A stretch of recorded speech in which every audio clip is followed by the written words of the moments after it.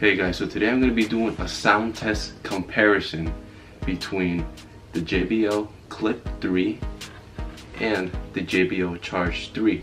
So I'm going to be showing you guys what you guys can get out of sound from JBL out of a $60 speaker, mini speaker, compared to a Charge 3, which is a $150 speaker. So you guys can tell the difference to see which one is better for you.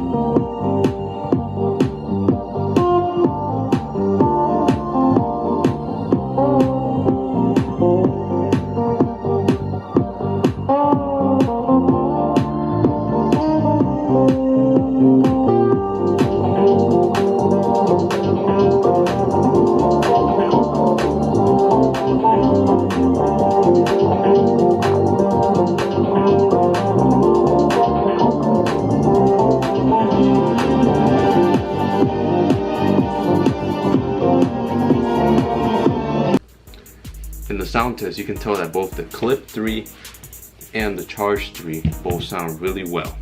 They're really well made. But it's obvious that the Charge 3 sounds way louder, way better, more bass than the Clip 3. That's the difference.